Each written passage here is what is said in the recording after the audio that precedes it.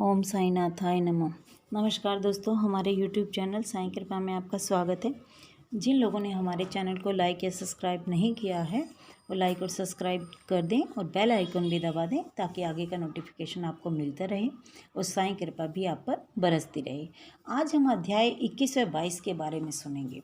21 व 22 में साईं बाबा की कैसे लोगों पर कृपा हुई और कैसे आप उसका लाभ उठा सकते हैं। गुरु कृपा हो तो ईश्वर कृपा भी होती है। जिस प्रकार एक दयालु माता बालक के उपचार कड़वी औषधि का बलपूर्वक प्रयोग करती है, उसी प्रकार श्री साईं बाबा भी अपने भक्तों के कल्याण ही उपदेश दिया करते थे। वे अपनी पद्धति गुप्त न रखकर पूर्ण स्पष्टता को ही अधिक महत्व देते थे। इसी कारण जिन भक्तों ने उनके उपदेशों का पूर्णतः पालन किया वे अपने ध्येय की प्राप्ति में सफल हुए।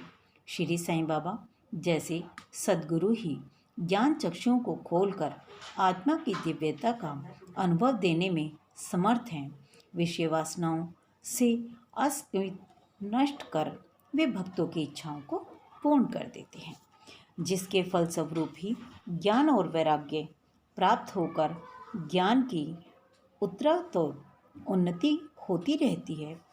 यह सब केवल उसी समय संभव है जब हमें सद्गुरु का सान्निध्य प्राप्त हो तथा सेवा के पश्चात हम उनके प्रेम को प्राप्त कर सकें। तभी भगवान भी जो भक्तगण कल्पतरु हैं उनकी सहायता आ जाते हैं। वे अपने कष्टों और दुखों से मुक्त कर सुखी बना देते हैं। यह सब प्रगति केवल सद्गुरु की कृपा से ही संभव है, जो कि स्वयं ईश्वर के प्रतीक हैं। इसलिए हमें सद्गुरु की खोज में सदैव रहना चाहिए। ओम साईनाथ। आगे चलते हैं। साठे को गुरु चरित्र पारायण का उपदेश। बंबई में एक व्यापारी साठे को एक बार व्यापार में अधिक हानि हुई। वे अत्यंत निराश हो गए और अशांत होने के कारण घर छोड़कर किसी एकांत स्थान में वास करने का विचार करने लगे। उनके एक मित्र ने उन्हें शिरडी जाने की सलाह दी। उन्हें यह विचार अति रुचिकर प्रतीत हुआ और सन 1917 में वे शिरडी गए। बाबा के सनातन पूर्ण ब्रह्म दीप्तिमान निर्मल एवं विशुद्ध स्वरूप के दर्शन कर उनके मन की व्याग्रता नष्ट हो गई और उनका चित्त शांत एवं स्थिर हो गया। उन्होंने सोचा कि गत जन्मों के संचित शुभ कर्मों के फलस्वरूप ही आज मैं साईं बाबा के पवित्र चरणों तक पहुंचने में समर्थ हो चुका हूँ। श्री साठे दृढ़ संकल्प के व्यक्ति थे, इसीलिए उन्होंने शीघ्र ही गुरु चरित्र का पारायण प्रारंभ कर दिया। जब एक सप्ताह में ही चरित्र की प्रथम आवृत्ति समाप्त हो गई, तब बाबा ने उसी रात्रि को उन्हें एक स्वप्न दिया जो इस प्रकार है। बाबा अपने हाथ में गुरु चरित्र लिए हुए हैं और श्री साठे को कोई विशेष समझा रहे हैं तथा श्री साठे सम्मुख बैठे ध्यानपूर्वक श्रवण कर रहे हैं। जब उनकी निद्रा भंग हुई तो स्वप्न को स्मरण कर वे बहुत प्रसन्न हुए।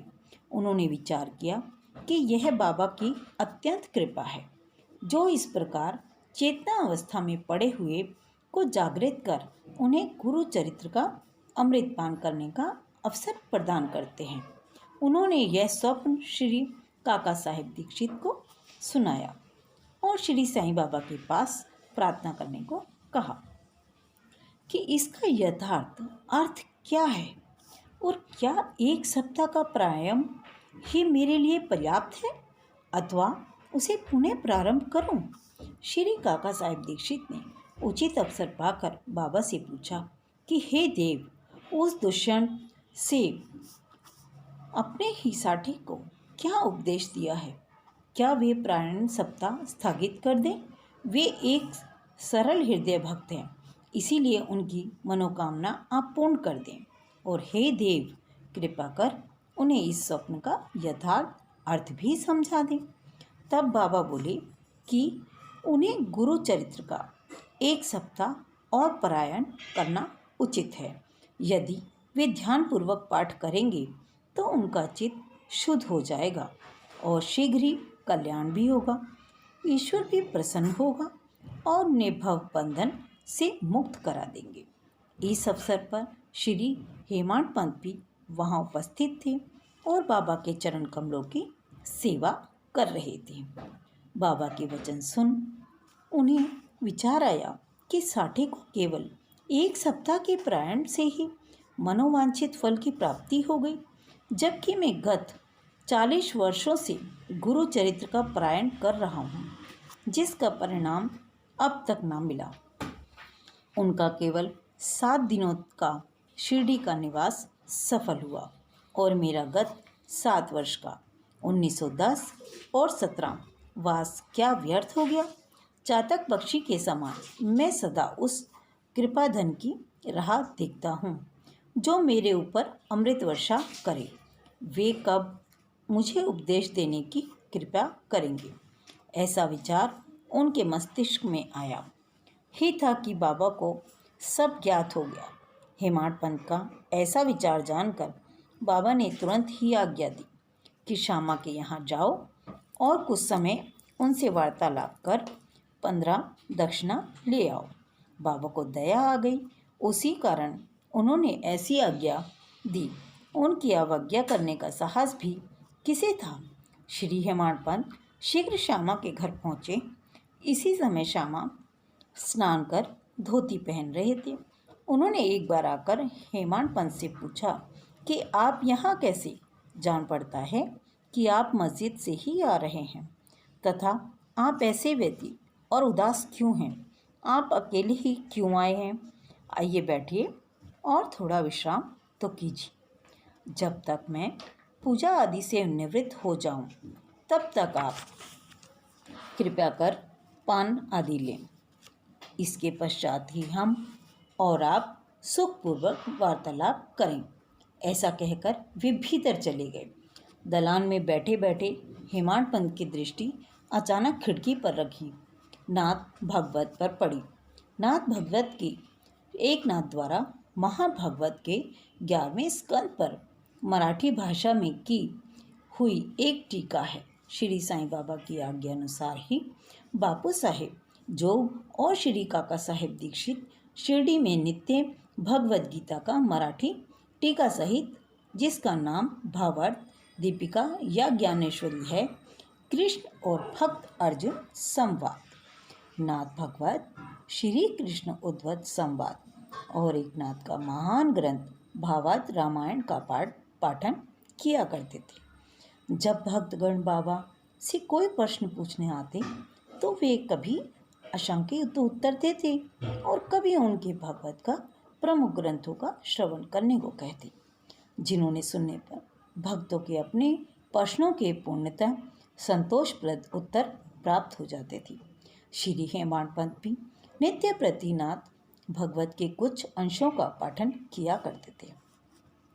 आज प्रातः मस्जिद जाते समय कुछ भक्तों के सत्संग के कारण उन्होंने अपना नित्य नियमानुसार पाठ अधूरा ही छोड़ दिया। उन्होंने जैसे ही वह ग्रंथ उठाकर खोला तो उन्हें अपने अपूर्ण भाग का पृष्ठ सामने देखकर उनको आश्चर्य हुआ।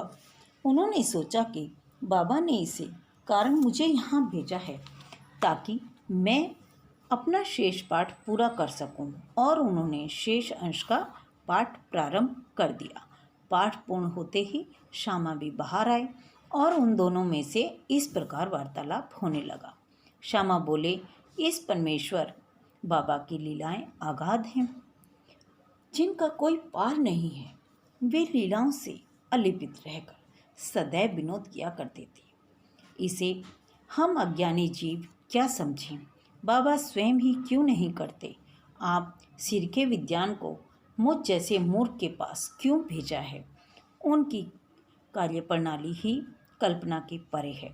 मैं तो इस विषय में केवल इतना ही कह सकता हूँ कि वे अलौकिक नहीं हैं। इस भूमिका के साथ ही श्यामा ने कहा कि अब मुझे एक कथा की स्मृति हो आई है, जिसे मैं व्यक्तिगत रूप से जानता हूँ। जैसी भक्त की निष्ठा और भाव होता है, बाबा भी उसी प्रकार उनकी सहायता करते हैं। कभी कभी तो बाबा भक्त की कठिन परीक्षा लेकर ही उसे उपदेश दिया करते हैं। उपदेश सुनकर साठे के गुरुचरित्र पारायण की कथा घटना का तत्काल ही स्मरण करके हेमाड पंत को रोमांच आया और उन्होंने सोचा, कदाचित बाबा ने मेरे चित्त की चंचलता नष्ट करने के लिए ही मुझे यहाँ भेजा है। फिर वे अपने विचार प्रकट न कर श्यामा की कथा को ध्यानपूर्वक सुनने लगे। उन सब कथाओं का सार केवल यही था कि अपने भक्तों के प्रति बाबा के मन में कितनी दया और स्नेह है।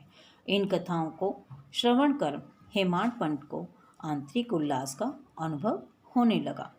तब श्यामा ने नीचे लिखी कथा कही। ओम श्री साईनाथाय नमः।